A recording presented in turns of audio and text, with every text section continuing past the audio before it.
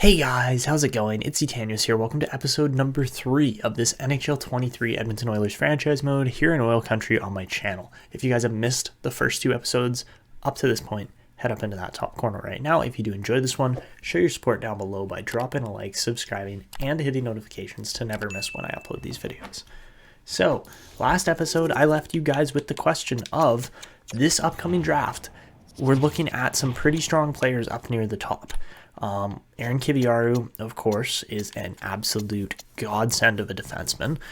He's supposed to go number 1 overall this upcoming year after Connor Bedard, after Connor Bedard's draft here. But we also have this other guy named Vyacheslav Grigorenko who looks like an absolute beast as well. Like A's across the board, what would be a really good system fit for us too.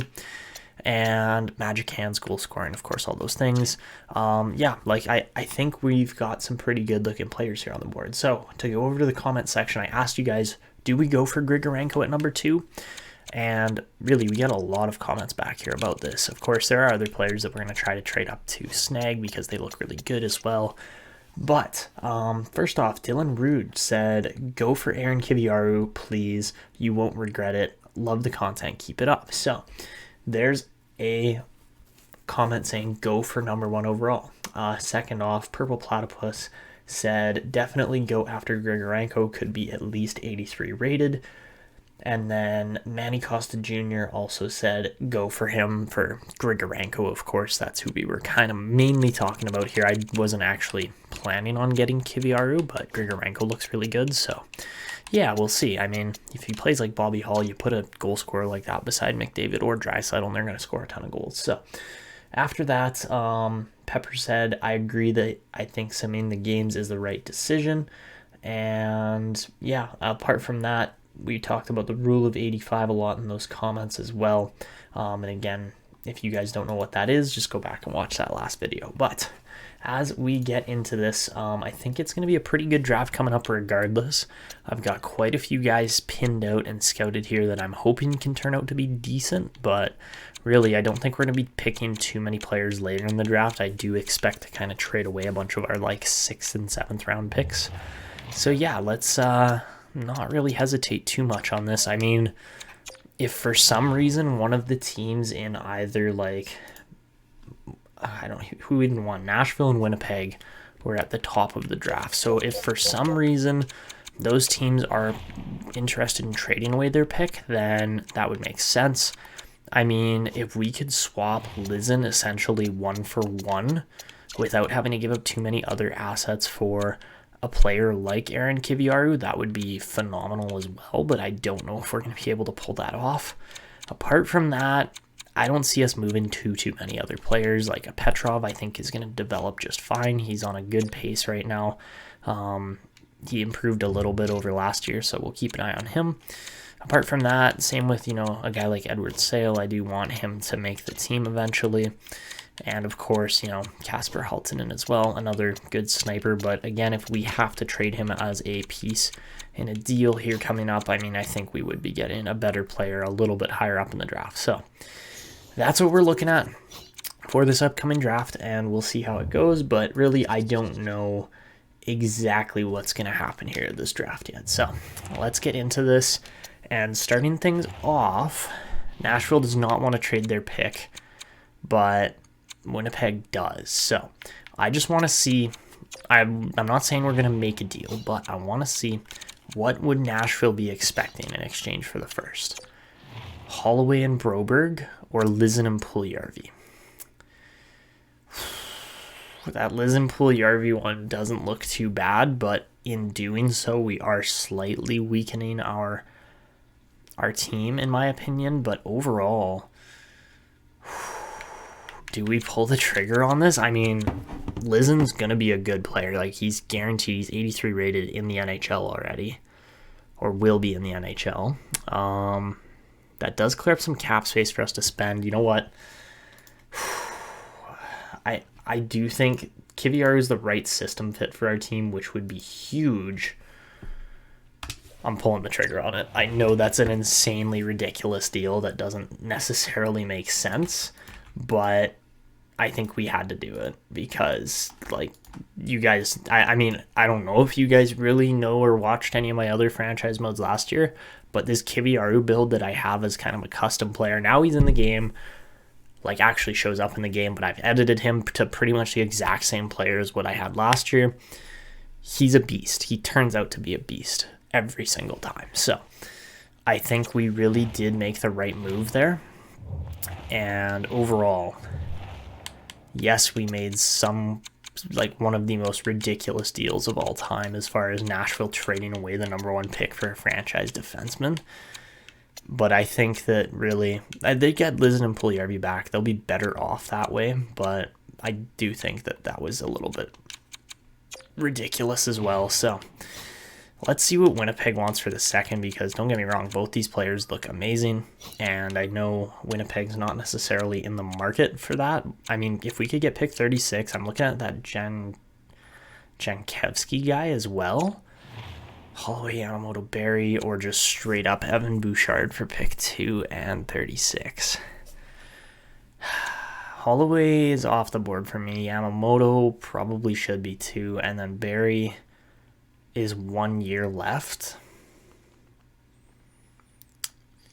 I mean, honestly, that's not a bad deal either. I'm wondering, what would this look like without pick 36 in there? Oh, I hit the trade block. Okay. Let's go back to Winnipeg. Just pick 2. Does that change anything? Hopkins, Kulak, Suter, Pavelski, Kulak, Kane, Kulak, or Holloway, Barry. I mean, those are interesting. I think the one I like the most is probably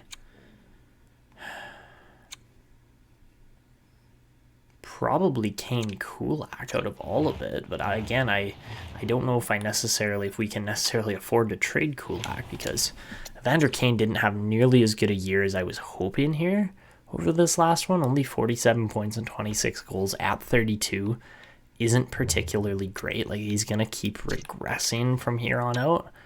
Kulak had 22. Again, bit of a down year. And I think with Grigorenko, I know Grigorenko is going to be in the team immediately. So I think we just say, screw it. Let's pull the trigger on this one too. Get picks 1 and 2, which is absolutely not realistic. I will take full responsibility for that. But in the long run, we are trying to win a ton of cups with this Edmonton team. There's no doubt about that.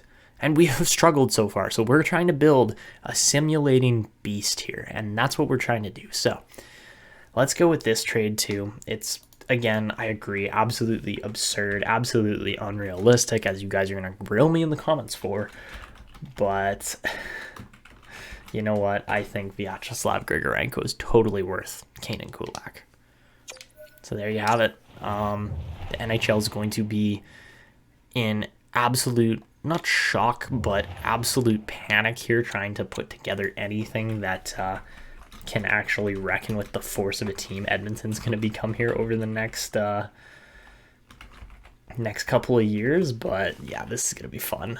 But as we kind of time down here a little bit, I am also going to make one more trade here. We're going to use the find trade, or the trade finder, whatever you want to call it, just because it makes trades so much easier. But we are going to try to get picks 17 and 39 off of the New Jersey Devils.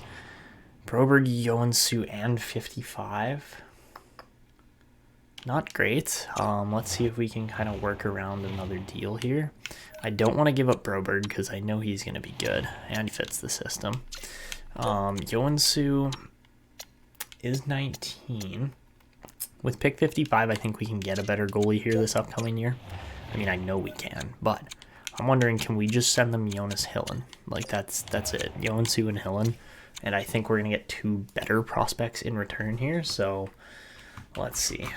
All right, so let's go with this. Does it go? It does. All right, easy trades. And really now at this point, the only other thing I'm going to do here is we're going to offload some later picks here. I don't want, honestly, rounds 5 and 6. I don't have any prospects really scouted out well in those rounds. So yeah, let's see what we can get. All right, so we're making a good deal here as far as Victor Arvidsson's on a 1-year contract. And because of that, we have just cleared up some space with Evander Kane, Brett Kulak, Jesse Puljujarvi. We've cleared up some cap space that we could re-sign him with. So let's absolutely take this deal. And all right, I think Arvidsson's going to be a great fit here in Edmonton. So now with that all out of the way, I think we are pretty much ready to make these picks. All right, so I do find it kind of funny that we did end up trading like 4 of our picks from last year. Or maybe not 4, but 3 for sure. In Hill and Joensuu and Lizen, we still did manage to hold on to Halttunen, which is awesome. Because I honestly kind of did not expect to, just with the deals I was looking at. But I think we're going to do fine here. So we're going to do something hilarious here. And just because we own picks 1 and 2, I'm going to pick Grigorenko first, because I think he is the better player at this moment. Potential-wise, obviously, Kiviaru is going to be better, but it's going to be funny looking back going, he went 2, Grigorenko went 1, so we're doing this. Grigorenko is 84 rated. Oh my goodness. He doesn't have a zone ability, but he is an absolute unit, and yeah, he's going to be able to score a ton here. He's going to be in the NHL right away, playing on probably Connor McDavid's wing. So, all right. He goes number 1. Of course, Kiviaru is going to go number 2. And we're doing this just for the fun of it, for shits and giggles, as you would say. So there you have it. Those are our first 2 picks. Up next, we're going to go with that James guy, whatever his first name is. It's like, I can't remember actually right now. But, all right. Couple guys fall a little bit in this draft. I mean, Caswell, I was expecting to go a little higher. I guess he didn't, but that's fine. And apart from that, Stanton probably would be good. And of course, I know McKee would be good too, but I think he's just a weird, like, who has shut down as a playmaker? That's the thing that I'm worried about. So that's why I'm going with Toby James here instead, is because I know he's going to be a good playmaker just based on, you know, his zone abilities and stuff. So we'll go with him. He's 63 rated, so not bad, but of course that tape-to-tape is going to be huge for him in the AHL and stuff like that. And all right, let's see who else goes in between picks 17 and 39. So McKee was good. Frolov was pretty solid too. Apart from that, not too much else. All right. So, of course, wow, Jimmy Jankowski literally lands right at pick 39, and we will take him. Absolutely. 62 rated low elite. He's going to be a good power forward, so we land another good forward prospect there. So that's 3 out of this draft alone. Over at pick 55, I'm going to go off the board now, and we are going to take, without a doubt here, Johnny Cousins, 6'3", 203-pound 18-year-old goalie, 126 out of 64 games. That's a little rough, but, you know, he will get better. I'm sure about that. He's only 55 rated, but 55 at 55, that's great. I think if we do end up getting him to the NHL, he has to wear 55. So, all right. But apart from that, the rest of this second round, how did it go? Oh boy. All right, Zadorov was good. Same with Chipchura. Good potentials there on goalies. And that looks like about it for round 2. All right, so into round 3 now. And who are we going with? I think this pick is definitely off the board, is it not? Who are we taking? 65. Oh, yeah, these are way off the board picks. Yeah. All right. Main reason is just because I'm trying to pick players with decent potential, and I think we do need to kind of stock up on the defensive prospects a little bit more here, so that's why we're going to go with Blomqvist and then Hordichuk. Apart from that, really, like, you can see there's a couple, like, I mean, we're not taking Luke Cullen because obviously he's going to be not a low elite. Godard is 2-year ETA potentially, but I think he's not going to be good just because he's 1 bar.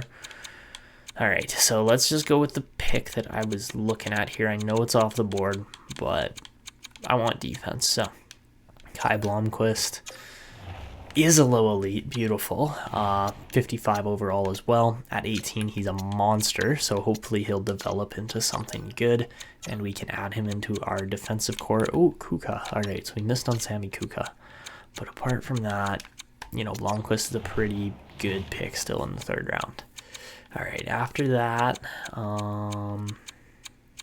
see, we could go with Godard, but I'm gonna stick with the defense again because I trust the defense more, especially a guy like Hordichuk that, you know, probably has the right system fit, and he's 53 rated and a low elite as well. So that's, I mean, he is 19, so maybe that's a bit of a not so great pick, but let's see how good or bad Godard turns out to be. Obviously, we're not gonna take him. And where is Godard? Even there, I mean, Torres would have been a good pick. Danny Torres, yeah. All right. There's Hordichuk. Where's Godard? Maybe I missed him. Oh, no. He was definitely a low bottom 6, or low, medium bottom 6 forward. So I think we nailed our picks there. All right. After that, I probably... going with Prohorkin? No, I was going to go with Barkov, really? No, that's not right. All right, so we'll take Ludwig Markstrom as our last pick here, and oh, he's a low 7th. This is exactly why I was like, no, I don't want to take a lot of picks later on in this draft. I'd rather move up and land some guys early on, is because, yeah. All right, so that is essentially it for this draft. We did all right overall. I mean, that last pick is a bit of a bummer, but I mean, it could be worse. We still land quite a few, I mean, extremely decent, if not borderline superstar players here in this draft. I mean, Grigorenko and Kiviar 1 and 2 should be really good, but let's just sim a couple rounds here. Sim next round, next round, next round. All right, so then we can see our picks that we traded away to the LA Kings. Where do they end up? So I believe this was one of them. Yeah, 151, Raymond Tallender, absolute nobody. So yeah, considering we're getting Victor Arvidsson in the 3rd next year for that, I think we're doing all right. All right, after that, pick 183, so it's the middle of the next round. Oh no, Dmitry Radulov. Those are both terrible. So yeah, we nailed that trade, because you look, when we go into offer trade here, we've now got $12 million of extra cap space. We've got Aaron Kiviaru. We've got Vyacheslav Grigorenko. We've got some godsends of players in this team, potential-wise now. Then we get Jankowski and James. Our team is essentially set just after that draft, in my opinion. I mean, yes, we do need some time for it to develop and turn into a better, more winning team. But, like, we got Victor Arvidsson. He's 85 rated. He's going to slot into our top 6 just fine for Puljujärvi. Sure, he's a little smaller. But, like, man, we are chilling coming into this next season. We totally won that LA trade. No doubt about it. And yeah, that was a good draft to start off this episode. So yeah, I think we managed our moves well. I mean, I know you guys are both. I know all of you guys are going to grill me in the comments for being like, not realistic, Edmonton wouldn't do this. That's because Edmonton has freaking Ken Holland as a GM, and Ken Holland would never stick his neck out more than about a quarter of an inch to take any kind of risky moves. But, like, come on, if you're getting 2 superstar players in Grigorenko and Kiviaru to go alongside 2 other star players in McDavid and Draisaitl, your team is going to be insane forever. So, yeah, I'm really going to enjoy watching these guys' careers play out, because Kiviaru and Grigorenko are going to become bona fide Edmonton Oilers studs and future Hall of Famers. So, let's get into this. Oh, wow, we've got a lot to work on here. And I think now would probably be the best time to release Austin Alenko. I don't think we're going to bring him back. And I think instead we are going to look to potentially hire different coaching. Probably a forward coach, but we will see. So let's get rid of Alenko. We don't need him. Obviously, things haven't really worked out here so far anyways. But I would love to see Kirk Mackey's head coach role here, but let's just pay him the $1 million for the next 4 years. Bring Burgundy up, bring Prohorkin up. That should be fine. The coaching staff's going to like that. And then, of course, we got to sign a whole bunch of amateur scouts here. So I think one of the goals that is going to be more long-term with this Oilers team is, of course, you know, we want to win a couple cups at least in the next 5 or so years. I mean, McDavid and Draisaitl's contracts are on the question. That's one of the things coming up on the horizon we're going to have to be aware of. But with Columbus winning 2 cups in a row, we know it's possible for teams that, you know, are worse than Edmonton to do it. So why can't we do it yet? Like, we haven't been able to yet. But don't get me wrong. I think we're in a good spot here. $24 million is a little rough for trying to re-sign all of these guys, but I think we'll get it done. So, all right. I think we are going to give Aaron Kiviaru a year in the AHL just to let him really develop, get better, turn into a God squad kind of defenseman on the back end. James and Jankowski, although we took them in the first and second rounds, I don't see the need to really pursue signing them right away. We can let them develop overseas without any issues, any problems with having them in the system. So we'll sign Calvin Pickard for a couple more years. If Skinner doesn't get better, like up to like an 82 by this upcoming year, we are going to probably have to look for a backup. Oh, Tyson Barrie, that's a big contract. That's a little rough. All right, we are gonna have to get the calculator out here. All right, so really looking money-wise, we're gonna come down to 6 or 7 big names, 6 big names here. Barrie, Holloway, Arvidsson, Stastny, Yamamoto, and Broberg. Those are our key guys to sign to keep this team rolling. Apart from that, Fogle and Craig Smith, I'm totally fine to let go. Ryan Attard, I do want to bring back. Same with Perunovic and like all of these other expiring guys. We will bring all of them back, except for those 2 that are saying no. Goalie-wise, we've already got Pickard signed up, so let's get the calculator out and just make sure we're using the rule of 85 here. Right, at 85% of Barry's asking price, we'd be looking at a $7.725 million contract. We'll offer that one. Dylan Holloway, 4-year contract, still leaves him as an RFA. That's fine by me. At 7.1, we'd be looking at 6.05 for 4 years. Victor Arvidsson is real nice and cheap. That is awesome. All right, 3 years for him. At 3.825, we're looking at 3.275 million. Yeah, that's not too bad. All right, so we'll sign Arvidsson for that. Paul Stastny, we're looking at, ooh, that's a big contract for 2 years. I just want to make sure before we sign a 38-year-old Stastny, I want to make sure that a 25-year-old Yamamoto isn't going to be looking at, hey, that's a really good asking price for Yamamoto for the upcoming years. And as far as Broberg goes, 5.8, not great for 8 years, but you know what?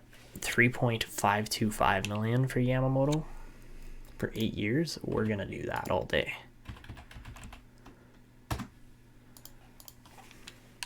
All right, so let's sign that one up first, because I think that is absolutely worth it for Kyle Yamamoto. All right, let me just do some quick math here. Okay, so we've spent, up to this point, we spent 20.575 million. We have 24.813 million available. So maybe Paul Stastny doesn't get signed then. I'm thinking that might be the case here. And at 38, you know, he was good. He was really good. Like 58 points. Come on, man. Like you're not gonna get much better than that from a 38-year-old, but really in the long run, Stastny's only good for one more season. Like what does he want for 1 year? That's too much. We can't. Yeah, we can't afford to pay Stastny with the other guys in the system here. I mean, we'll go for Broberg at the 0.85 rule, but he's still going to be looking at 2.75 million, which is just too much to get Stastny re-signed, so we'll do that.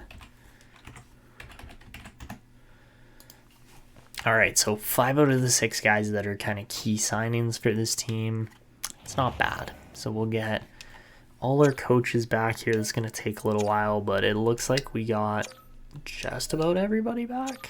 I'm looking at the top name morale thing going on here. And, all right, we get Broberg. We don't get Holloway. We don't get Barry. Ooh, we do get Yamamoto, and we don't get Arvidsson, and we do get Picard. All right, so it's a good thing we didn't sign Stastny because we are going to be cutting this a little bit too close for comfort, in my opinion. All right, so with quite a few guys still not signed, now we get down to a numbers game here. So we went 7.725. Let's try 8.25 million for Tyson Barrie. I'm not going more than that. All right, Holloway. Hollywood, I think we could get him for about 6.25 million. Let's go 6.5 just to be safe. Because we need these guys signed up. There's no doubt about that. I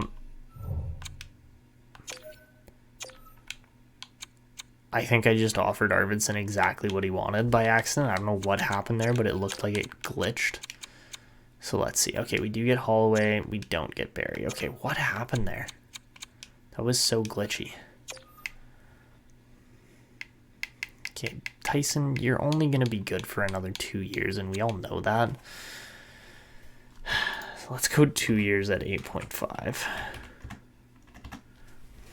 for Barry, because I'm not signing him for more than that. That's just absurd. If we can get Arvidsson at 3.5, I'll be happy. And all right, let's advance a little bit further here. Are you guys both, you guys are both kidding me, right?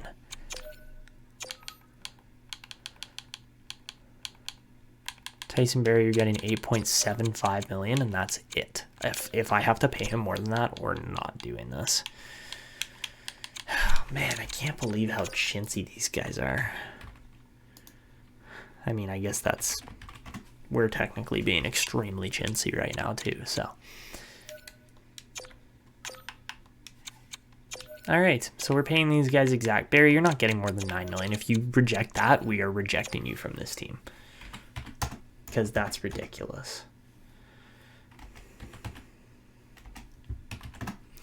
3.8.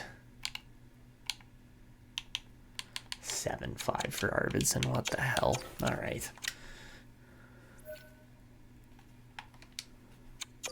All right, so we do get Barry and we do get Arvidsson. And of course, because I was focused on all that, I forgot about all my other free agents, which is annoying.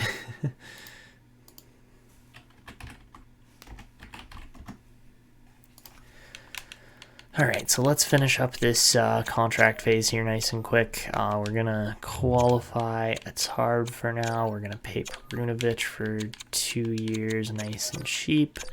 Hamblin will also get, same with Griffith. I mean, I don't see why these guys will reject these. These obviously don't count towards our salary cap. So yeah, we should get all of these guys back for, I mean, it's literally costs us 0 to bring them back, so. All right, bring them all back.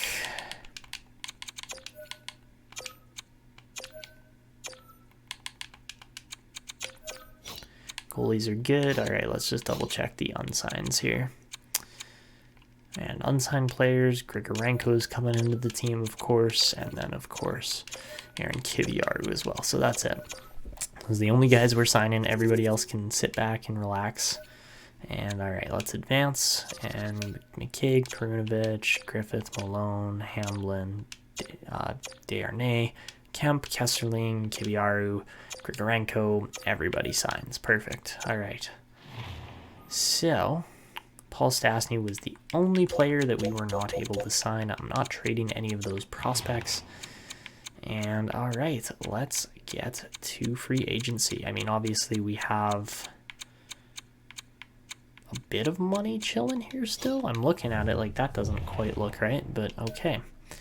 Let's get to free agency. What do we have for spending money here? 3.5 million. All right. It's not particularly spectacular, but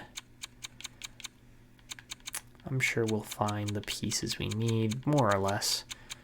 Paul Stastny's 4.6 million, man. Come on. I want Paul Stastny back on this team. He was so good last year, but I just don't quite think we're going to be able to do it. All right, so looking at our forward group, honestly, I think we are looking good. We might need like one or two more guys. 3, 4, 5, 6, 7, 8, 9, 10, 11, 12 brings us down to Bourgault. I think I want Xavier Bourgault to play one more year in junior just because or in the AHL, because 49 and 70 is good, but I think he can be better. All right. Defensively here, we're very offensively minded as a team. So let's see, 2, 4, 5. Perunovic at 6 just doesn't work. I want him in the AHL. And of course, in the system, we can bring Etard up as the extra guy. But then like Perunovic, Kiviaru, Kesseling, Darnay, Kemp, Nazin, Warner, Leslie, and yeah, okay, a bunch of those other guys aren't even in here yet. So I think we're all right there. And then, yeah, goaltender-wise, I need, like, Skinner can't be a minor starter still. That just doesn't work for me. So we definitely need one more kind of decent name defenseman and one more decent name kind of forward from our signings here. So we can get, like, a solid $2 million defenseman that's, like, 82, 83 rated. We're not going to get somebody for that price, though, probably. How about Mike Riley? Hey, he would be all right. TJ Brody. Absolute beauty of a Calgary Flames player, but $2 million, you're not getting an RFA Jared McIsaac. Justin Schultz is an offensive defenseman, probably not.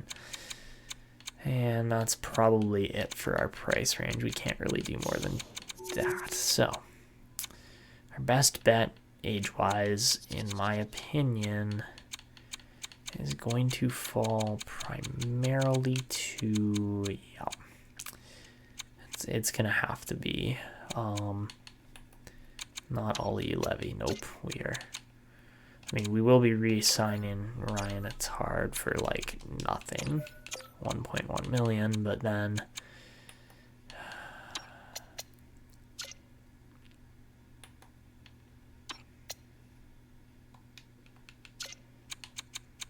go Mike Riley for 1.03, or yeah, whatever he's asking here. If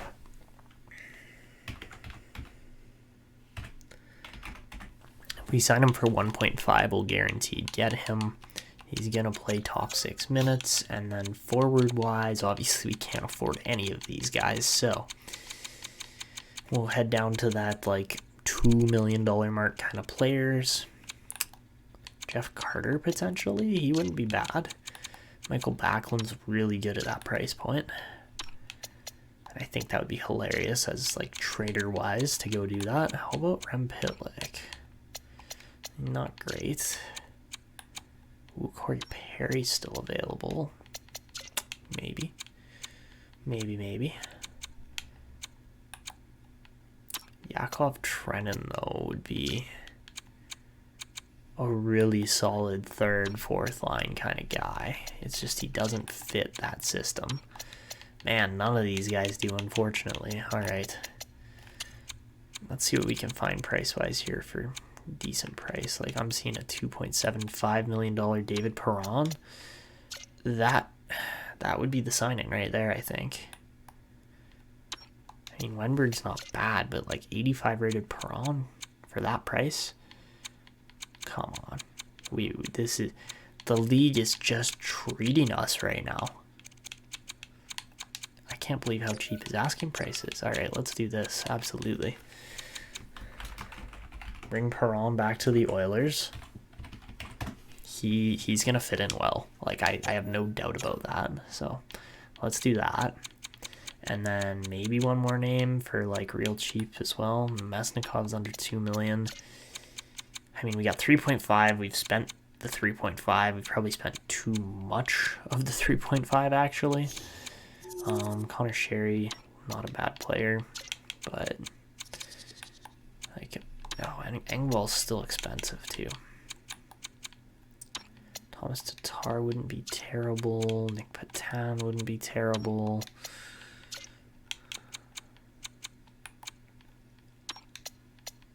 Robinson would probably be smart. Sundqvist would probably be a good pickup too, but yeah, we can't really afford much more than that. How are we looking on potential? Sometimes there's potential steals here that you can get for real nice. Like, look at Hagel. Oh my goodness. Why is Tampa Bay not because Tampa Bay can't afford him. That's why they're not re-signing him. All right. So I think we are set. Hopefully we get those 2 signings in Perron and Riley. I don't know if we're going to get both of them. I honestly think David Perron might say no.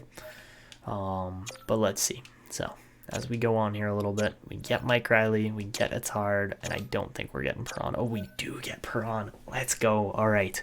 We're good. We're set. We're ready for next season.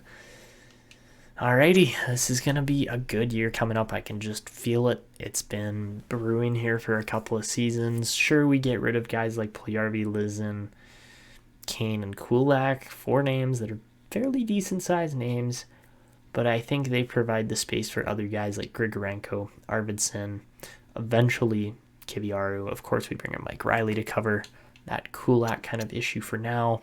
Lizen would have stepped up for sure, but honestly, I think we got a better fitting defenseman here instead. So one more thing I am going to look at here is coaching staff, because I would love to hire a better head coach, preferably. And I just don't know who it's going to be yet. We want a double pinch and cycle coach, preferably. That now just don't exist. Cool. That's just sweet, isn't it?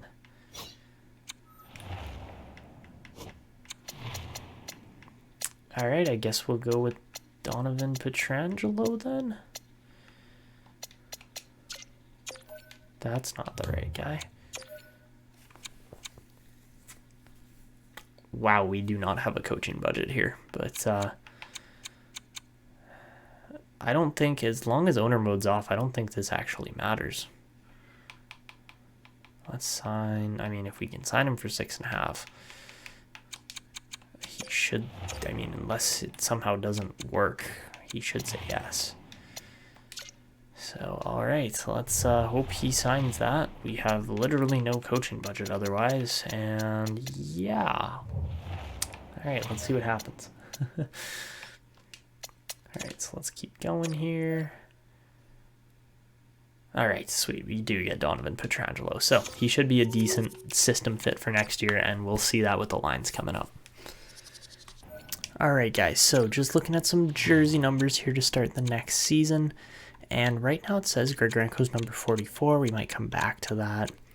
And apart from that, nobody else is really new here apart from Arvidsson, who's wearing number 33, which will very likely end up being Aaron Kiviaru's number as well. So we'll just keep an eye on those couple of guys. As far as the lines go, here's what we've edited so far. I think the lines are going to be really, really good this year, but we will have to wait and see. I think for now we'll start Grigorenko on the second line, but then again, you know, it is hard to kind of balance the size of these lines because 5'11", 6'2", and then 5'8". I know Yamamoto looks brutal right now, but we're giving him the chance to really improve his morale. Obviously, management is the main reason why he's down to a 79. He will go back up very quickly once the season gets rolling. And then, yeah, Dylan Holloway looks great. He's going to be worth every penny of those $6.5 million. Grigorenko, of course, we did take number 1. And, yeah, he'll be a pretty good player, I think. I don't know how many goals he'll score. I'm going to say probably 30 plus goals. but I don't know about 40. We'll see. We'll see if he surprises me or not. He is on the second power play unit, I believe. But defensively, we're all right. We're sound, but we could be better. Obviously, getting a couple more kind of elite and defenders in here would help out with the chemistry a little bit more. And yeah, I think the team is pretty well set here for the most part with Pietrangelo. We'll see what happens, but honestly, I think we're going to be just fine there. As far as the power plays go this year, we've got a great power play here on Unit 1. It's +5. Should probably have Pavelski in front of the net more, but that's actually how good are his face-offs? 81. Draisaitl's are 85. Draisaitl's staying in front of the net. All right, second unit looks really good too. Grigorenko's there, so maybe if he's a left-handed shot, maybe we swap him for Nugent-Hopkins just to really turn him into a superstar right off the bat. Give him the opportunities on that power play to contribute. Swap him out for Nugent-Hopkins, and really I think that will make a huge difference to how he develops. Four-man power plays are staying the same, unless, well, you know what? We could do this again where we put together this dynamic trio godsend of, like, we could do this. Go Grigorenko, Draisaitl, and McDavid as this, like, triad of godsend players in Edmonton. That might end up being the case here. And then, yeah, if we switch out Hopkins and then put Pavelski in for Grigorenko here, this team's going to be a force to be reckoned with. +3 on that second four-man power play, but that's okay. Penalty kill-wise, we're looking really good on the first unit. The second unit drops off a bit, and then the third unit's atrocious, and I can't do anything about it. I've tried switching it 100 different ways. It doesn't change the chemistry there. Three-man power play. We got a 0. We got another 0, and then we got a -2, and that's how the PK is going to be. As far as 4-on-4 goes, pause if you want to see these lines, but this is what we're running for 4-on-4. It looks very sturdy, very solid, and I think we are going to be a good team this year. I think we honestly should finish top of our division, but knock on wood, because I probably just jinxed it. And there's your extra attacker, and of course, shootout lineup. I think this team is looking good. We got Spencer Knight, who hopefully will play about 60 games again. That would really help with the team's chances of winning. I think his save percentage is going to start going up here. And then Costin and Tatar as the extra skaters. Down in the minors, we've got one of the strangest minor league teams I've seen in a long time. But there it is. It's okay. Kiviaru should be a force to be reckoned with here in the minors. I mean, hopefully he doesn't get injured with that 1-star physicality, but we'll see what happens. I think he will be fine. Him and Perunovic are our extra attackers for this upcoming year, so that'll be interesting to see. A defensively minded or defensively offensive team. Like, it's going to be a weird kind of chemistry. Feel free to pause on these. I'm not going to spend as much time on the power plays and penalty kills and everything in the AHL because honestly, they just kind of suck and there's nothing we can do about it. So yeah, that's what we're looking at for this team this year in the AHL. Things are just a little bit strange down in Bakersfield. That's how I would describe it. But, you know, we can put our 4-on-4 and 3-on-3 lines together about as well as possible, get as many prospects in there as we can. As far as extra lines go this year, you know, they'll be all right. But again, we're doing about as much as we can for getting prospects into these lineups. And yeah, extra attackers there. Perunovic and Kiviaru. It's going to be strange, but it should be good. I think they'll be all right. Overall, I mean, this team isn't bad by any means, and there are a lot of good players in this team, but we will see what happens. I honestly don't know how to describe this team as far as what I can expect from them this year. So that's Bakersfield. Goalies are Rodrigue actually jumped up to a 79, so he's pretty much as good as Stuart Skinner now, which is a little sad. And then Kelvin Pickard, of course, will be good as a backup. And there are your extra skaters. So that's the team. That is what we are dealing with for this season. And yeah, should be a good year coming up here.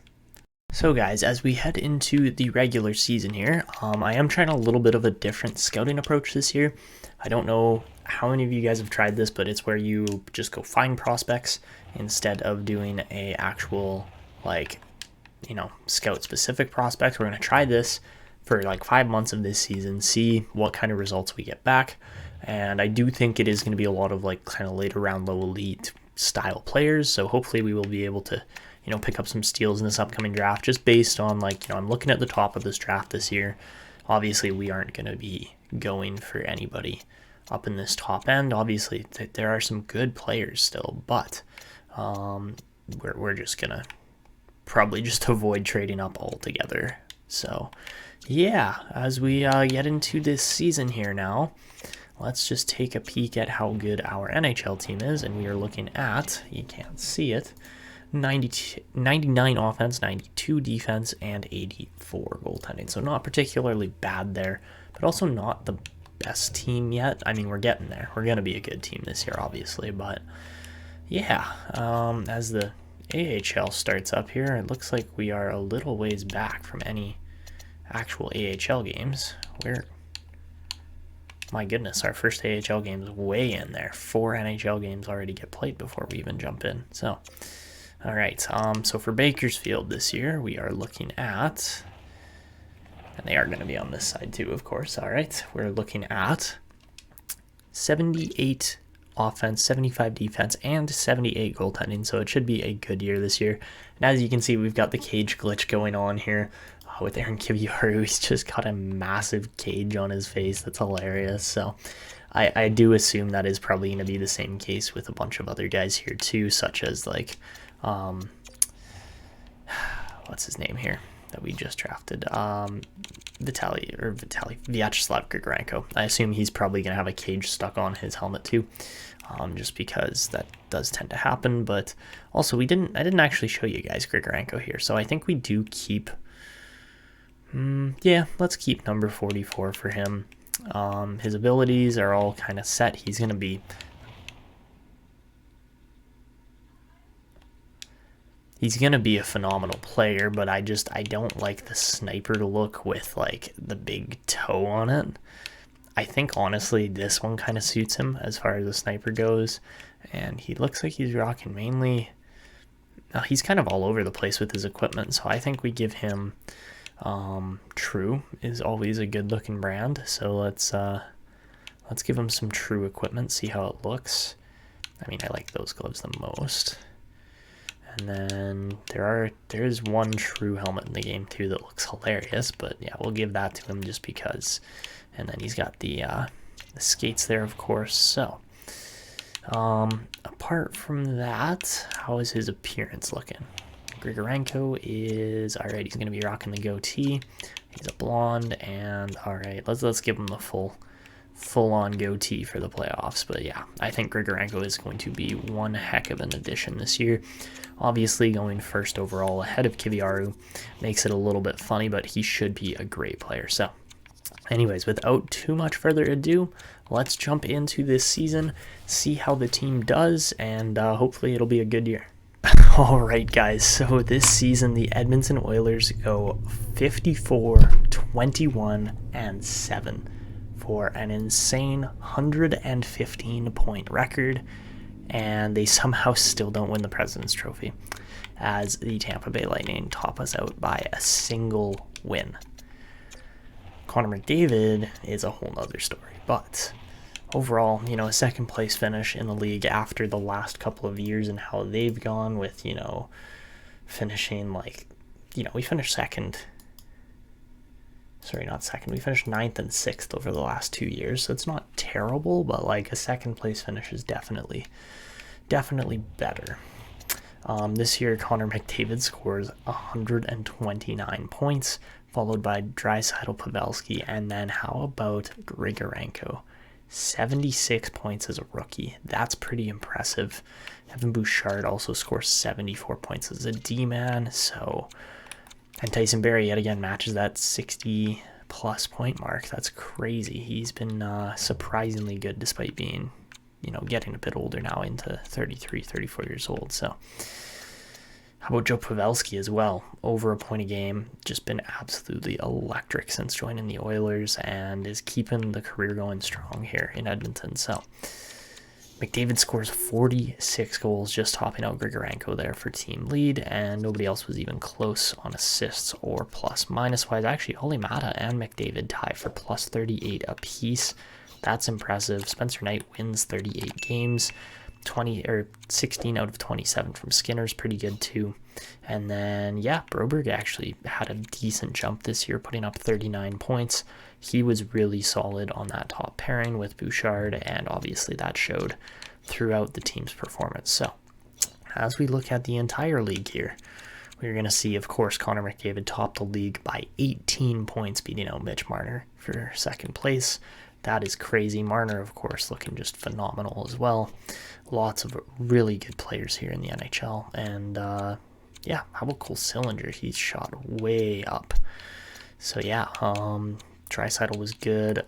I think Ovechkin scores 70 goals in 76 games. Oh, my goodness. Alex Ovechkin is just having a career. That is insane. All right, so... apart from that, that's your top goal scorers. McDavid's 83 is the best in the league. And then as far as defensemen go, Adam Fox is going to finish with 80 points. So he will likely end up getting the Norris, unless, of course, Edmonton is able to go and win a Stanley Cup or something this year. Goaltending-wise, Spencer Knight's in the top 10 or so, but Connor Hellebuck is your number one goalie this year winning 46 games.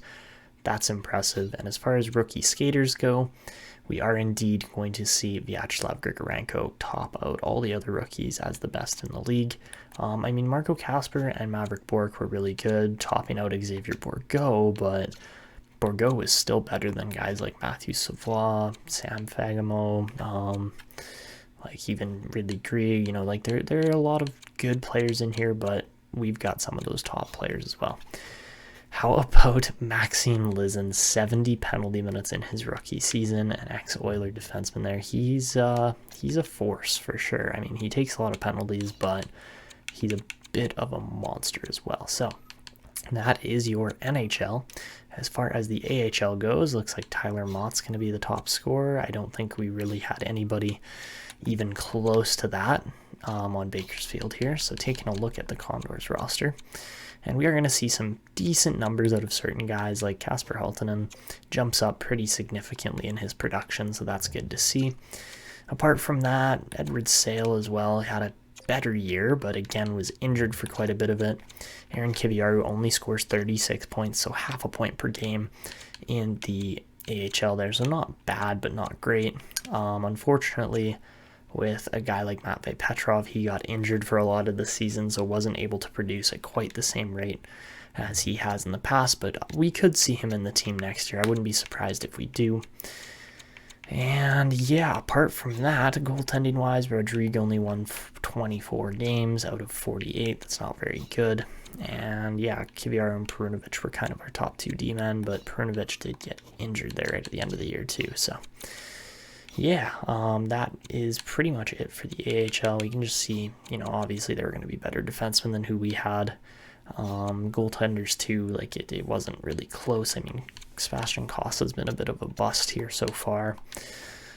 And yeah, not really the best year ever for a lot of these players, but, we'll hopefully see some improvement here as things go on.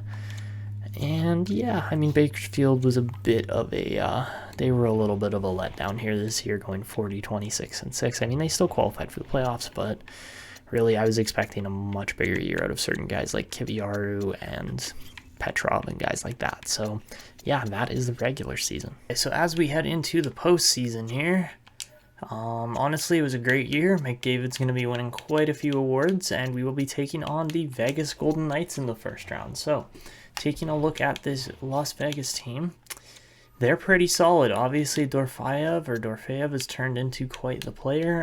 That little bump in potential really helped. Same with Paul Cotter.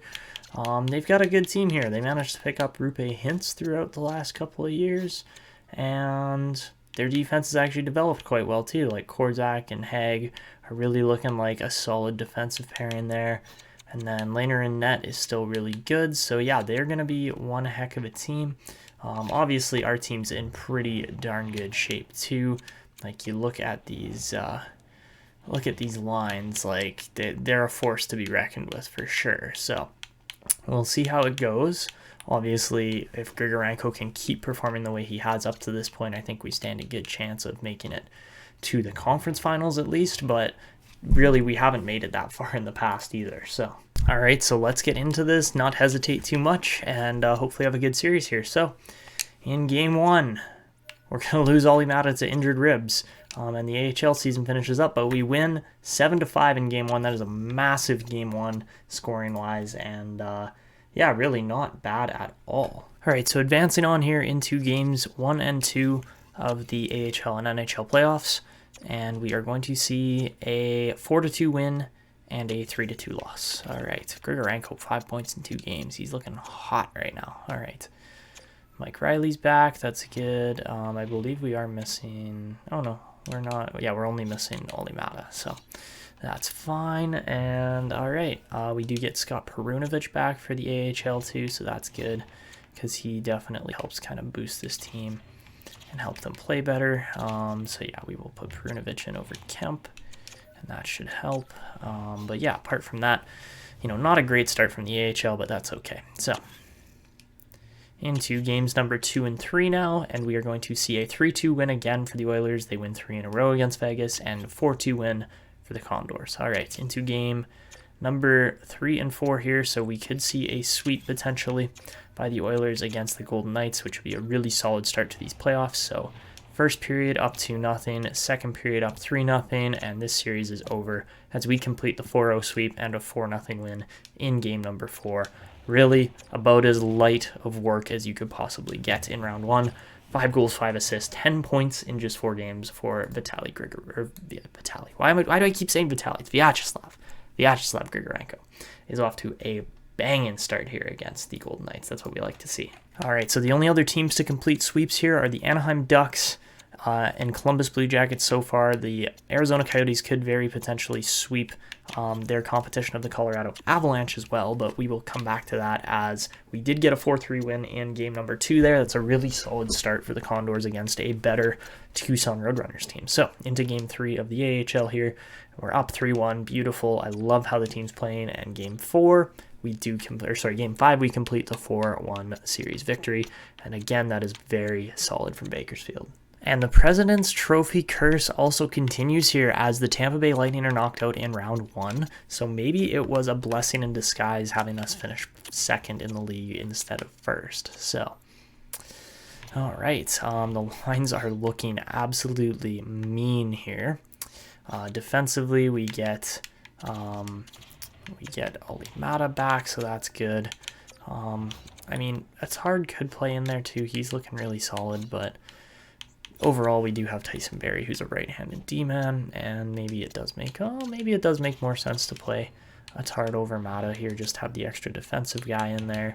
That might not hurt. So, all right, I like how this is looking. I think our team is in great shape, and yeah, let's keep on going here. So, advancing a little bit further, the NHL playoffs are over, and so are the AHL playoffs for round 1. Anyways, we will take on the Calgary Flames, get a Battle of Alberta in round 2, and that is what we like to see. This is going to be entertaining for sure.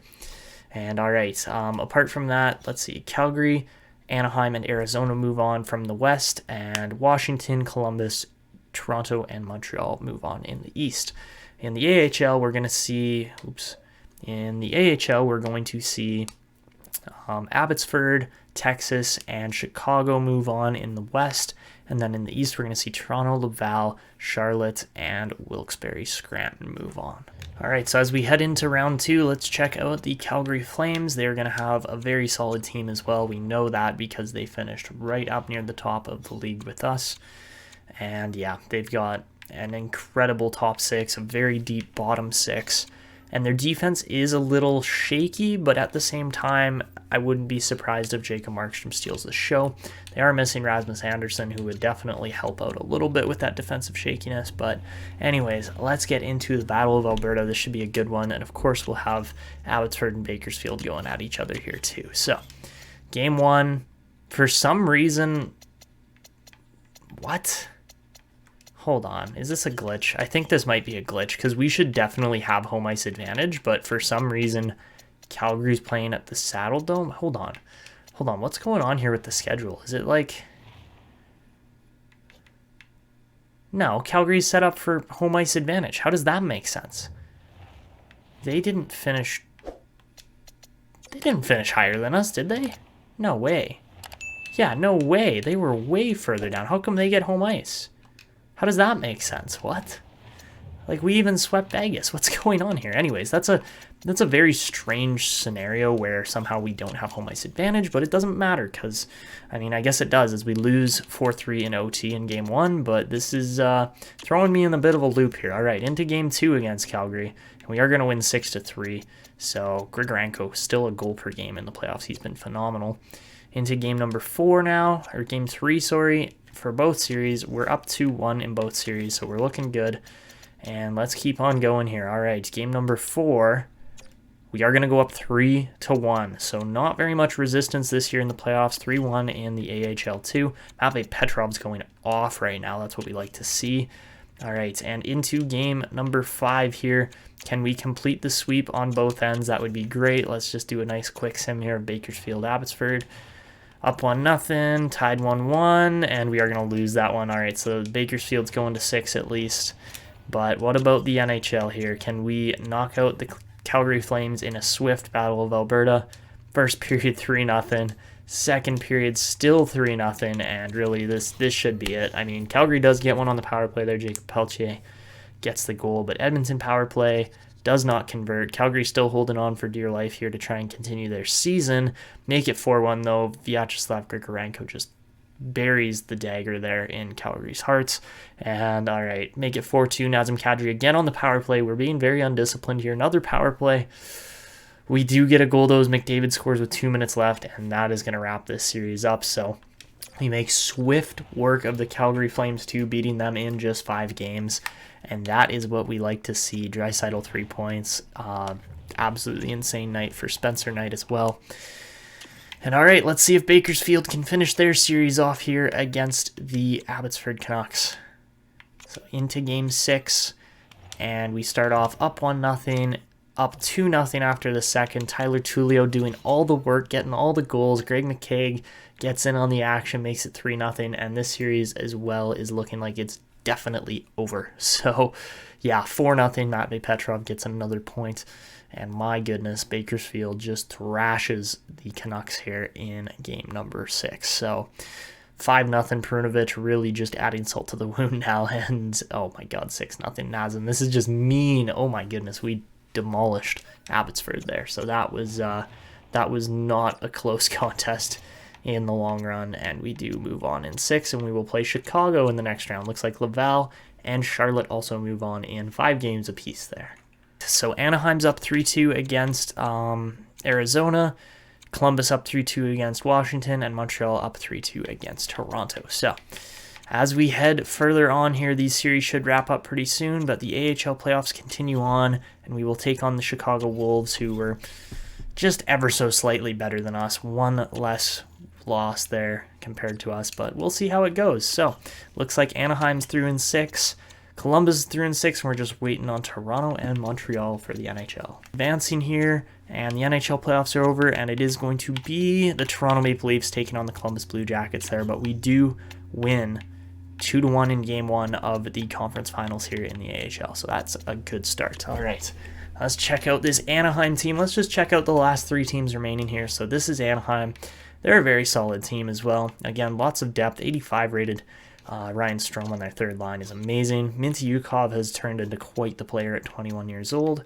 And yeah, they've drafted quite well and built quite a solid team. Obviously, they're missing John Klingberg too. So yeah, this team is absolutely deadly here in Anaheim, and we will have to be very careful. So apart from that, looking at the Columbus Blue Jackets, and yeah, they are absolutely stacked as well. Boone Jenner's up to an 88. Oh my goodness. That's something I never thought I would see, but Kent Johnson's looking amazing. Same with Cole Sillinger, Laine Gaudreau. Like, they are stacked in the top 6 for sure. They got actually, they've just got really good defense in general. 83s all around is awesome, but if Merzlikins goes down, they are done. So that's really the only issue with Columbus there. And then finally, the Toronto Maple Leafs. You guys can kind of guess what their team makeup looks like, but they're gonna be amazing as well. They are missing. Actually, well, oh yeah, I guess Nylander's on Anaheim now, so they've got Calle Yarncrow up with Matthews and Robertson. That's a very interesting line. And then Marner, Tavares, and Bunting is a good one as well. After that, bottom 6 is a little bit weaker than most teams here. And, I mean, their defense is really solid. I mean, Liljegren looks great. Sandin looks amazing. They've got a very solid team put together here overall. And, yeah, Toronto is going to be a force to be reckoned with as well. So, all right, let's get into games 1 and 2 here of the NHL and AHL playoffs. Game 1 against Anaheim, we are going to lose Philip Broberg, so that is not great, but we are going to win 8-1. Oh my goodness.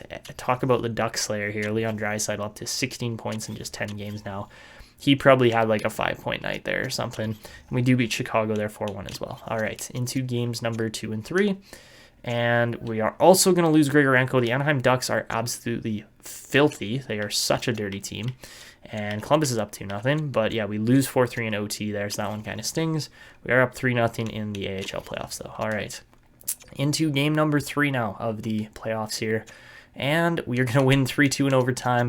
Draisaitl gets another point, and that is huge. And we do indeed sweep the Chicago Wolves. Laval up 3-1 against Charlotte in the AHL. All right, so with a bit of an injured lineup here, this isn't, the most ideal situation, but I think we can still make this work. I think we toss Hopkins further up the lineup here.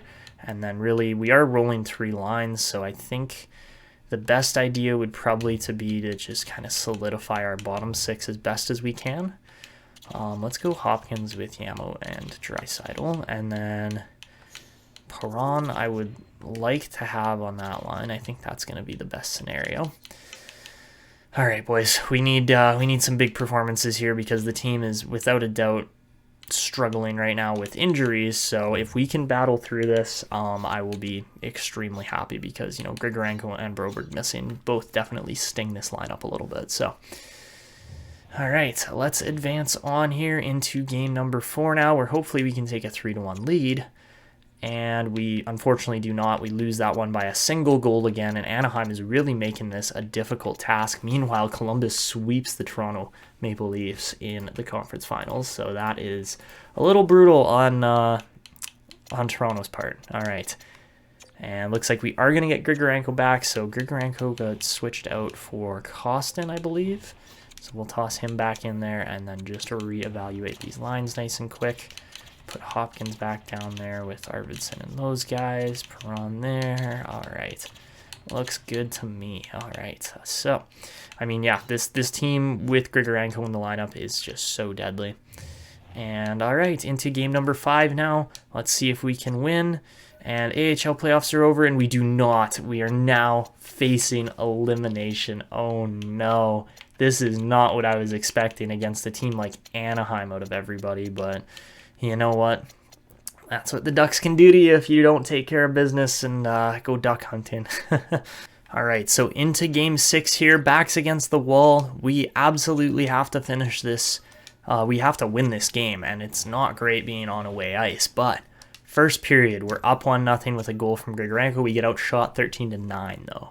Second period, make it a 2-1 game as Tyler Seguin ties it up on the power play, but then Mike Riley gets the game-breaking goal there to make it 2-1. So into the final period, we take a power play. Oh my god, how much longer is that going to last? Let's go! Oh my gosh, how the tides have turned. 2 power play goals back-to-back from McDavid and Grigorenko to keep this series alive. We had to kill off like 4 minutes of power play there. Make it 6 now just in this period. But we do not break, except for once there as Blake Wheeler makes it a 4-2 game. And make it 5-2 as Dumoulin gets that empty netter. And then Bourgault scores with 9 seconds left. So a 6-2 victory in Game 6. Grigorenko has a 3-point night, same with Pavelski. That's huge from those guys. and you can tell they want to win a cup. So, ooh, we lose Olimata. That's not great. And, all right, let's check out these lines and see if we can fix something here. Yeah, that's not going to work. Oh, God.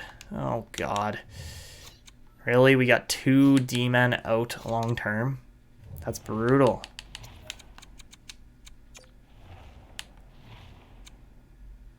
Broberg's not back until June. Oh, that's brutal. All right.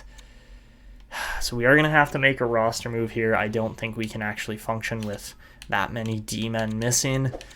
So the guy we are going to bring in...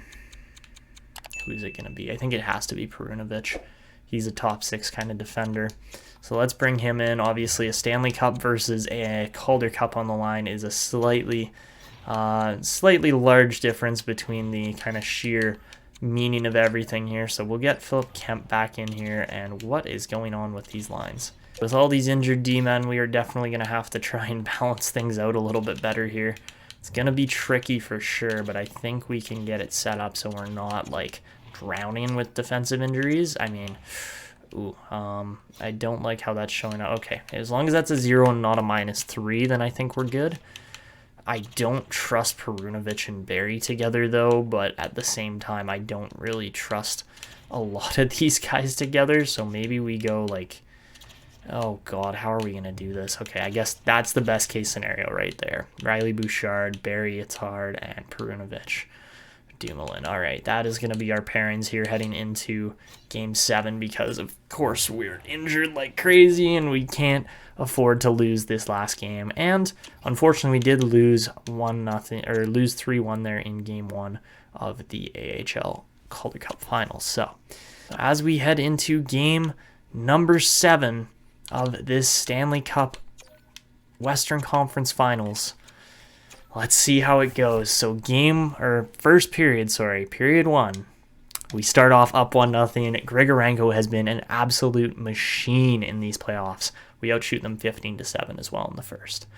Second period, make it a 2-1 game as Zegras and McDavid both get the goals. McDavid on the power play. And this is a very even game. Power play for Anaheim. Does not convert. That is huge from our penalty killers there. Continuing on into the third period here, not much time left. Power play Edmonton doesn't convert. Power play Anaheim doesn't convert. And the defense is proving, oh no, Mason McTavish scores. Oh, Draisaitl. What is going on? What just happened? Oh my God, we had 3 goals in the last 2 minutes of the third period and we are headed to overtime. Are you kidding me? What just happened? Oh my goodness. All right. Oh, what the heck? Okay. Let's toss the headphones on. This is going to be something special. Game 7 of the Western Conference Finals. OT. Let's get into this. What just happened, man? All right, and we are going to be running this as the coach. Man, I can't believe we did that. I mean, Draisaitl saved us, but we just about won that game, and then we just about choked it. Okay, let's get into this. OT, Game 7. This should be absolutely wild. So here we go. At Rogers Place, Game 7, the pressure is on. Next goal wins, winner take all, and Anaheim's going to start off with the puck, but McDavid on the forecheck here. We got to get some forecheck and pressure going here, because really we can't sit back against a team like Anaheim, see chances like that. All right, here goes Grigorenko down the wing. Vyacheslav Grigorenko into McDavid, scores! Right off the bat, and there it is. Oh my goodness, that was way too easy. Grigorenko over to Hollywood, over to McJesus, and he does not make any mistake over the right shoulder of John Gibson. Edmonton does get the job done, and they will head to the Stanley Cup Finals to take on the 2-time defending Columbus Blue Jackets. What a wild and quick overtime it was. That was absurd. So there you have it, McDavid with the commissioner. He's not going to touch the Campbell Bowl, but the Oilers are Western Conference champions. Obviously, this isn't quite good enough. It is an improvement from the last couple of years. We've gone round 1, round 2, and now we've actually made it past round 3. But Connor McDavid makes no mistake on the first shot of overtime. And it's over just like that. Wow, that was fast. Focusing our attention back to the AHL just for a minute here, and we are tied up 1-1 now, despite missing Perunovic from the lineup, but that's okay. And of course, we will take on the Columbus Blue Jackets. You guys saw how good their team was, and my goodness, this has been a playoffs to remember. So, into games 3 and 1 of the Calder Cup and Stanley Cup finals, both teams make it. That is what we love to see. All right, game 1. We lose Spencer Knight. Are you kidding me? No way. No way we just lost him for the rest of the playoffs. What did he get injured with? Are you serious right now? No. Oh, man. All right, we're bringing Calvin Pickard up as the backup. Stuart Skinner is going to be relied on so heavily here. Oh, my God. I can't believe that just happened. Of course, our number 1 elite goalie is going to get injured. Oh, that's just brutal. All right, so we'll leave Rodriguez in because he's been great. And we do, of course, lose in Game 3. And we do manage to win somehow in Game number 1 against Columbus. But my goodness, that was not good. The injuries have piled up here. Pulled groin, sprained ankle. Like, we are just hurting right now. But the Oilers are pushing on, trying to go all the way here. And all right, Game 2 and Game 4 of the respective finals. We get Broberg back. All right. Actually, you know what? If that said the 5th for what's his name here, if that said the 5th of June for Knight coming back, then that must not be too bad an injury. Maybe like a very mild concussion or a pulled muscle or something. Like, I really hope he's not out for too long because he has been electric in the playoffs here. So, all right, continuing on, we are going to make the roster move of sending Scott Perunovic down to help out this AHL team, hopefully get a Calder Cup.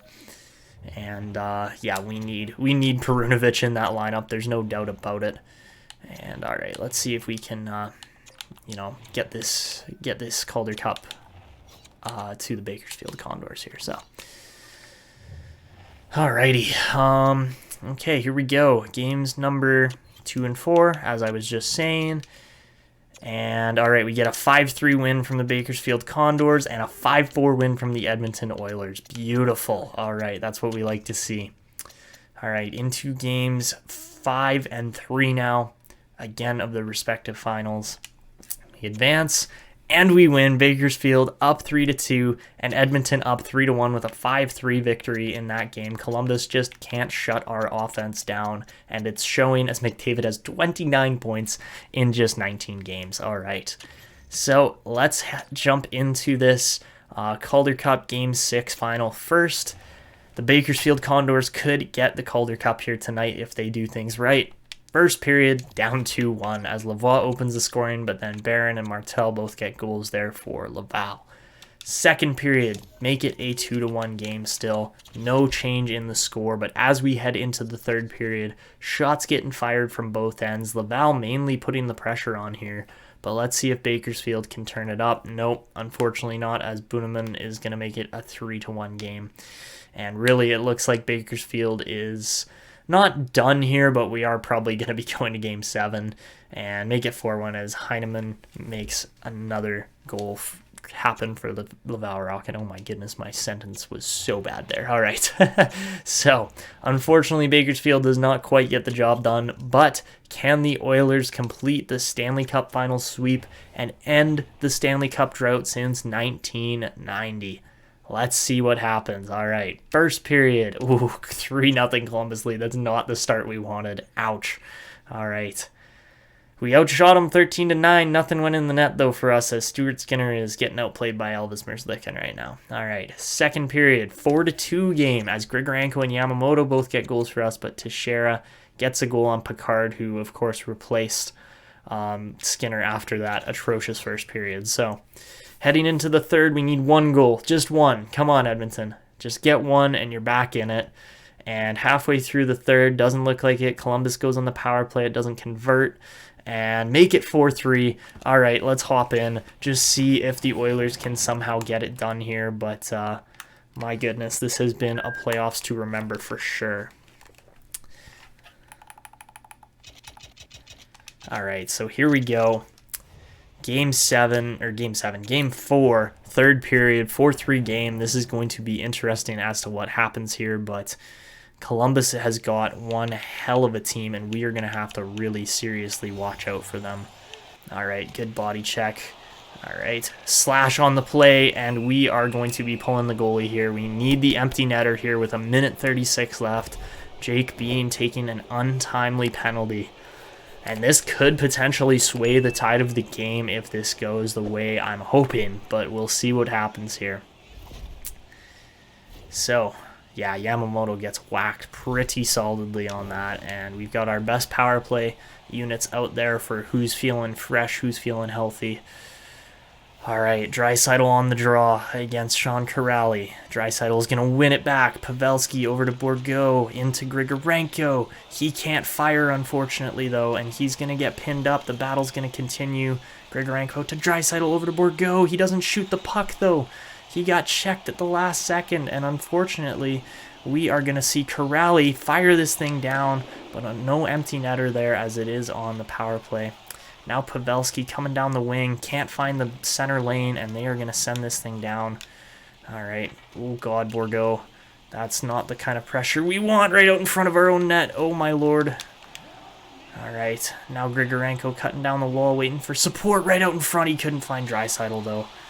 And they are going to send this thing down with 1 minute left. McDavid's going to take this thing, send it up, and oh my goodness, that was an absolute steamrolling there. All right, now a chance. It's missed again, and Barrie is going to win this puck battle. McDavid turns it over, though, and they miss the net again. What is going on? Oh my goodness, now McDavid taking off, 3-on-1 developing. McDavid over in front of Yamamoto, he can't finish it off though. Chance back in front, Yamamoto again, can't score. And this one is flipped out and halfway down the ice, back up to McDavid now though. Connor McDavid in, over to Holloway, over to Yamamoto, and he can't pick the top corner there even though there was tons of room.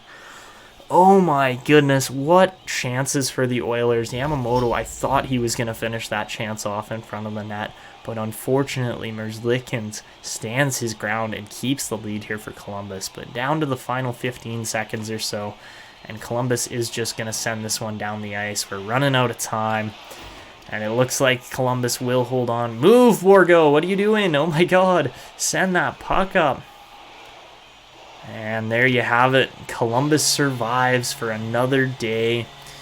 My goodness, though, chances galore for the Oilers, and they can't quite get this game tied up. So it's got to be a better start next game. We can't have that loss of 3 goals against right off the bat. We didn't recover from it, so there you have it. But into Game 7 of the Calder Cup Finals, and we are going to get Spencer Knight back. Gorgeous, that's what we wanted.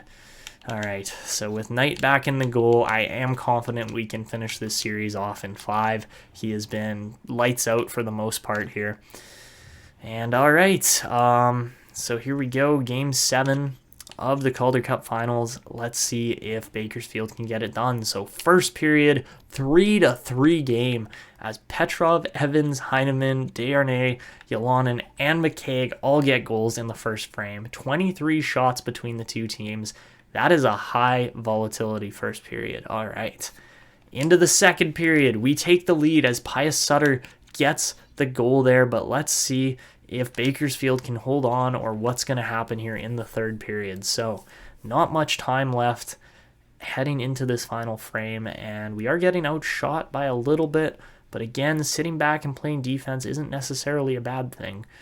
So down to the final 5 minutes or so, and I think we will jump in with about a minute left here and just see if the Bakersfield Condors can hold on in Game 7 here. So yeah, this will be an interesting one for sure, but Laval's got one heck of a team on their hands too, so let's see what happens.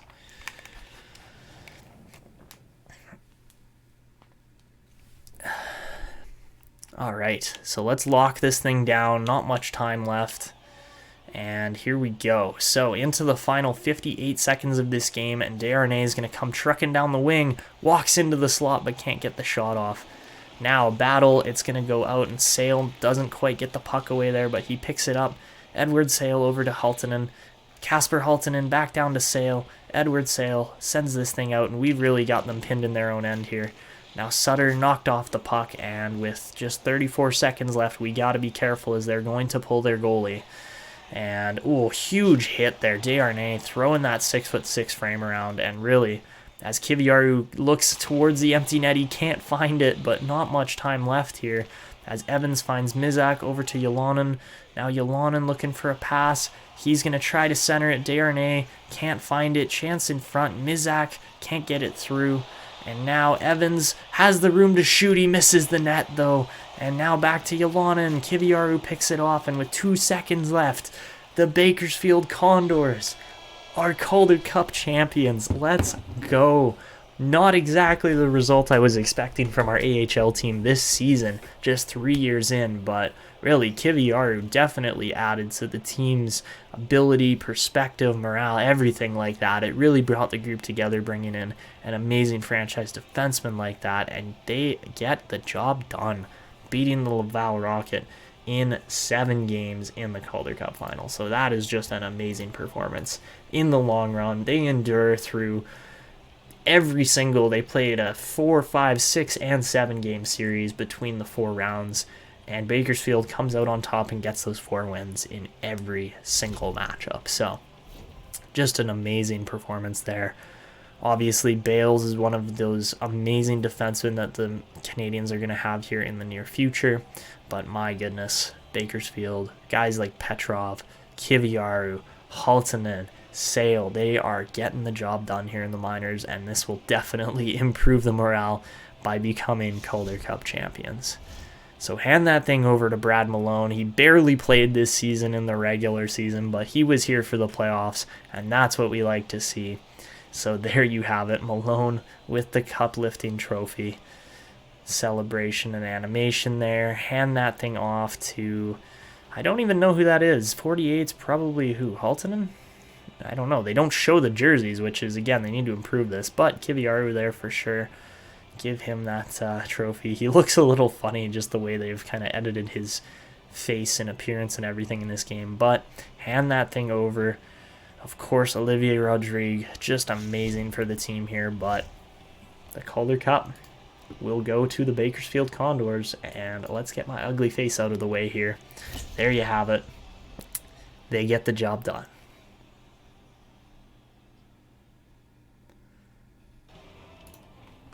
So overall, huge performance. I don't know who actually was the Calder Cup kind of player of the playoffs, but it'll go to one of our guys for sure. So there you have it. Bakersfield gets the job done there. Now let's see if the Oilers can finish off Columbus in the next game. I'm hoping the next game, but let's see what happens. So into game number 5 of this Stanley Cup Finals. First period, Edmonton takes a 2-0 lead as Draisaitl and Yamamoto both get goals on Merzlikhin. We get outshot 16-13, but Spencer Knight's shutting the door off the first period. Second period, make it a 4-1 game as McLeod and Bouchard get goals for the Oilers. Sillinger does break that shutout for Spencer Knight, but really, with 1 period left, let's just jump in, watch the madness unfold as it is the Stanley Cup Finals, and this should be an exciting finish to the playoffs this year. All right, so as we continue on, chance for Jake Bean right off the draw, but that is going to get shut down. Now, Boone Jenner picks the puck up, sends it over to Peak, back to Jenner, over to Bean, and he finds the lane and scores his second goal of the playoffs, and we are back to a 2-goal game, 4-2, and Jake Bean just snipes that one through traffic. Off the post and in, no chance for Spencer Knight. But Boone Jenner moving up again in the hit leaders. McDavid and Holloway are kind of on another level just based on their speed and ice coverage, but still, we are back to a 2-goal game here now. All right, chance for Pete coming down the wall. Another chance. Wow, Sundqvist almost buries that one, but Spencer Knight is going to hold on here, and we need to just kind of back off a little bit here on the pressure, try to play a little more defensively, because this is scary how many chances there have been. But unfortunately, Peak is able to get away from the check. Now Corrali coming down the wall looking for a play. He shoots and the rebound's right there. Janmark scores. And this is a 1-goal game with 13.5 minutes left still. And Edmonton potentially choking it in Game 5. That's not what we like to see, but we're not playing well enough to really lock this thing down. So let's definitely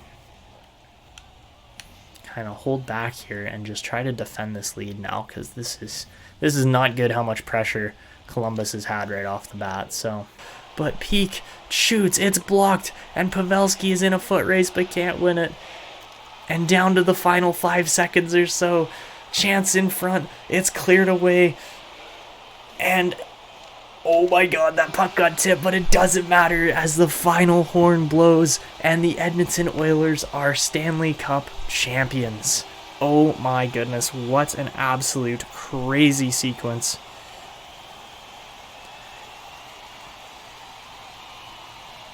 And the Oilers get the job done on home ice. That is absolutely phenomenal. And we just put all the right pieces together, no question about it. And Connor McDavid will indeed win the Conn Smythe here, but my goodness, what a series, what a playoff run it was for the Oilers, and no doubt about it, McDavid is your MVP. Deserves to get the Conn Smythe, but here we go. The Stanley Cup is out. It's ready to go. And let's get Captain Connor to come lift it here. I mean, this is just it's just something else, but bring it in. Connor McDavid gets to lift the cup. And there you have it. Get those fireworks, get those streamers going, get the confetti out. And Connor McDavid, just in sheer bliss in front of Oil Country, bringing a cup back. Just absolutely solidifying his name in the record books. But let's get this thing up to... We can't even give it to Draisaitl. Are you kidding me? Alright, I guess we'll give it to Grigorenko. I mean, Draisaitl should be up next. Or Pavelski or somebody else. Like, come on, man. That's a bit of a joke that we don't get to see Draisaitl lift this cup when he contributed so much to this run. I mean, obviously we'll get Spencer Knight in here too, but like, I want Pavelski to lift this cup. I want Draisaitl, I want Nuge. There's so many guys. Let's give it to Spencer Knight next, I guess. The youngster in goal gets the job done at just 24 years old. Just absolutely amazing here, his performance to get this thing done. And my goodness, what a run it was.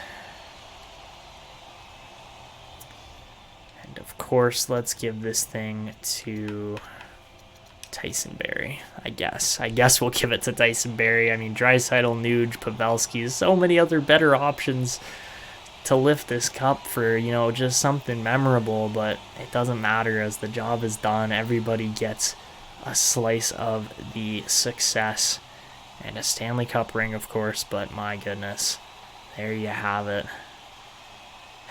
The Edmonton Oilers are your 2024-25 Stanley Cup champions. There you have it. What a run.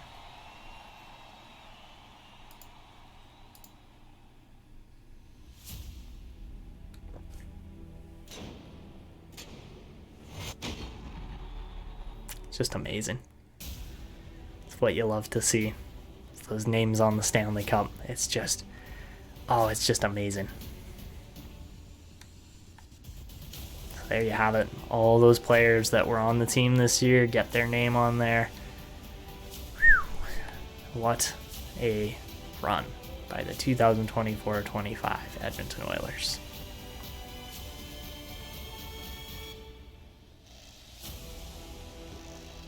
That's so cool. I love that animation. That's not going to get old the more cups we win in this series, but there you have it. We get the job done. So guys, as we advance here after the Oilers win the cup, of course, there's that amazing screen of both of our teams winning the championships there this year. And now we can take a peek at the player awards. So, I mean, first things off, of course, we defeat the Blue Jackets in 5. We were the better team in that series, no doubt about it. Tampa won the Presidents, we win the Campbell, and Columbus goes 3 times in a row for the Prince of Wales, so that's pretty impressive. All right, this year the Art Ross goes to McDavid, same with the Hart. The Norris goes to Morgan Riley. Johnny Gaudreau wins the Lady Byng. Grigorenko, without really any competition, wins the Calder this year. McDavid wins the Conn Smythe. Vasilevsky gets the Vezina, as well as him and DeSmith get the Jennings. Moritz Seider gets the Masterton. Arizona's coach McCulloch gets the Adams. Crosby gets back-to-back Selkies. McDavid gets the Lindsay, and of course Ovechkin gets the Rocket. Alright guys, so for AHL awards this year, we'll see Tyler Mott win the Sullenberger, of course, as well as the Cunningham. Tyler Madden wins the Marsh. Makinen would win the Red Garrett. Harris would win the Eddie Shore with Laval. Drieger would win the Baz. Petrov would get the Butterfield. Snively would get the Hunt. Kovacevic, I think is how you say his name, would get the Yannick Dupree, and Schmidt would get the Hap Holmes. So in heading closer to the draft here, I think it's going to be a pretty decent draft here. We're going to see New Jersey win the lottery, LA goes 2, Nashville 3, San Jose 4, and Minnesota 5. So I highly doubt any of those teams are really going to be trading picks, but you never know.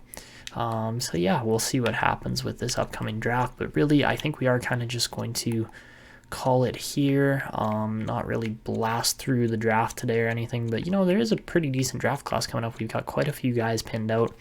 The thing that was kind of weird with scouting, just finding prospects, is that it sometimes brings out low elite guys, you know, like Gregory Albert here, but other times it'll say a guys are a gem. Like if we search by gem, there's a ton of them in here, and not that many of them are actually that good. Like obviously there's the basic low elite top, or like medium elite top 5 guys, but then apart from that, like it's weird how it works, because then like other guys around like pick 120 sometimes show up and you're like, okay, let's scout this guy because he looks good, kind of thing. Like it's just weird how it works. So at least we got a lot of the scouting done here. We've got our prospects kind of picked out, and really there are some good looking players here. A guy like Sean Breen, 4-year ETA, like if he's NHL ready by the time he's 22, he's gonna be a great draft pick. No weaknesses as well as a defenseman, like that looks great. I've got these guys pinned here just because I don't know what's gonna happen with the teams, but you know, I really don't think we're gonna end up with Spike Sweat, but I am looking at Todd Hutchins just because I'm hoping they might fall a little bit in the draft, but we'll see. I'm pretty sure Ekman Larson here is actually going to be better than a 5-year ETA, and I think he's going to be low elite, so we'll see what happens there. Same with Prosser, same with a couple of these guys. I mean, we're kind of going to have to choose between Martikainen and Daigle, but that's fine. I think Martikainen is going to be the easier choice, but at the same time, Daigle's 2 years out, so he could potentially be our future starting goalie if we do things right. But yeah, we'll see what happens with this upcoming draft. And as far as retiring players go this year, we don't lose Joe Pavelski, so that's actually good. I was kind of expecting to after we won the Cup, but still lots of big names retire here. And I wonder, yeah, we did lose David Perron, so that kind of sucks considering he's 37. Probably could have kept playing, but apart from that, did we lose anybody else? Oh yeah, we lost Derek Ryan and Brad Malone as well. So yeah, actually big retiree class this year for the Edmonton Oilers, which doesn't always happen. All right, and as far as retiring goalies go this year, we'll see Jonathan Quick, Yaroslav Halak, Brian Elliott, and Thomas Greiss all break the 100-win mark and well over 100 games played in their careers. So yeah, not a bad retiree class this year.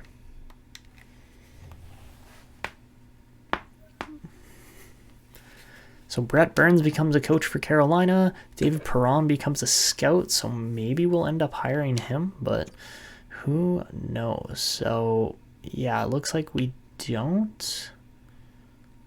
Yeah, we don't lose any coaches this year, which is always a good thing. And yeah, I think this upcoming draft class is going to be pretty good. As far as the trade block goes this year, I do think it's going to be a bit of a strange one, but that's okay. I do think we are going to probably have to push to get a Leon Draisaitl contract extension in here too, just because I would like him to sign that as soon as possible, as he is going to be looking for a decent amount of money.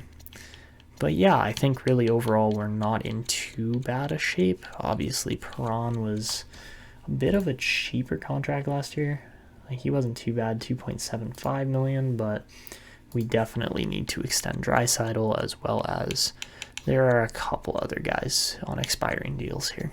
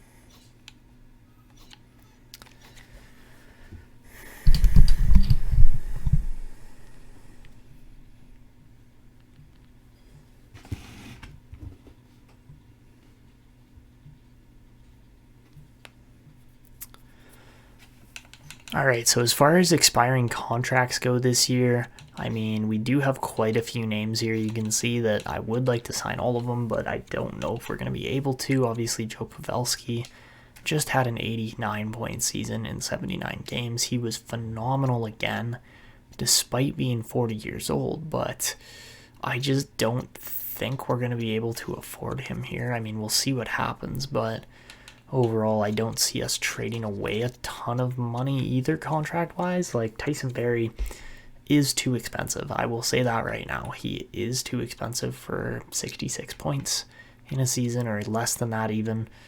Meanwhile, other guys like, Dumoulin, Arvidsson, they're hauling their weight really well.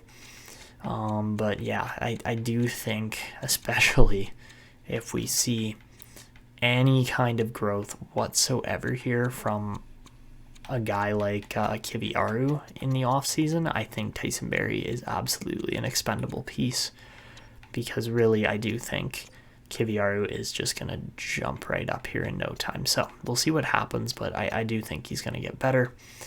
And then we'll have another guy on that back end to really improve even more with. And of course, we've got room for guys like Benson and Petrov to come into the team, potentially Heltonen too. But maybe we give him one more year as well. So yeah, there are definitely options with this team, but we'll see what we can manage here, as there are some pretty big name expirees and some stupidly expensive contracts that we have handed out over the past couple of years that probably aren't worth it in guys like Barrie and such. So, all right, so in offering contract extensions, Leon Draisaitl wants to play for the team till he's 35. He wants $12.075 million, which comes out to about a $10.3 million contract with an 85% rule. So it could actually be 10.275, which wouldn't be bad either. But we'll see if he actually signs that or not. So apart from that, Pavelski wants a ton of money too. Obviously, we can't necessarily offer that to him right now. If we potentially offload a Tyson Barrie contract, then maybe, but we'll see what's actually possible here.